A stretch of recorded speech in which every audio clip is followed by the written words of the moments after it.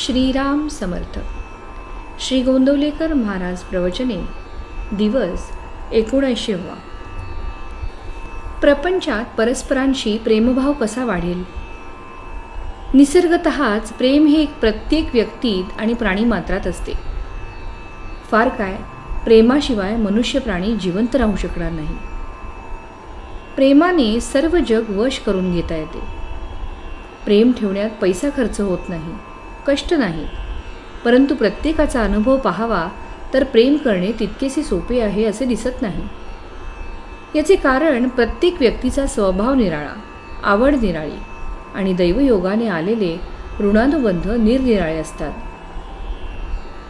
आपल्या विचाराचे लोक असतील त्यांच्यावर स्वाभाविकच प्रेम जडते. विरुद्ध असतील तर त्यांच्याबद्दल प्रेम वाटत नाही, किंबहुना द्वेषही उत्पन्न होतो. द्वेष उत्पन्न का होतो? तर आपला आणि दुसऱ्याचा विचार आणि आवड जमत नाही म्हणून. परंतु थोडा विचार केला तर असे दिसते की आपण ज्या कारणामुळे दुसऱ्याचा द्वेष करतो तेच कारण दुसऱ्याने आपला द्वेष करायला पुरेसे होते. उदाहरणार्थ, एखादी गोष्ट आपल्याला न आवडली आणि तीच दुसऱ्याला आवडली, तर मला न आवडलेली गोष्ट दुसऱ्याला आवडल्यामुळे दुसऱ्याचा द्वेष करायला मला तेवढे कारण पुरेसे होते. मग त्याच न्यायाने त्याला न आवडलेली गोष्ट मला आवडते हेच कारण त्याने माझा द्वेष करायला पुरेसे नाही का? व्यक्ती तितक्या प्रकृती अशी म्हण आहे. त्याचा अर्थच असा की स्वभावाप्रमाणे प्रत्येकाची आवड ही निराळी असणारच.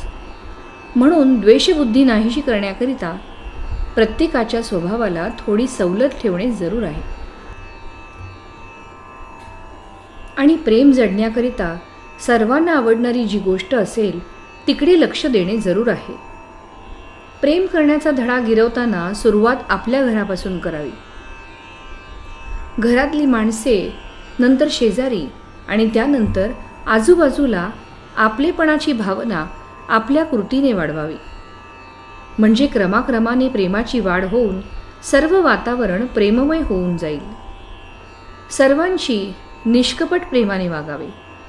आपल्या बोलण्यामध्ये नव्हे, पाहण्यामध्ये सुद्धा प्रेम असावे. आपले बोलणे अगदी गोड असावे.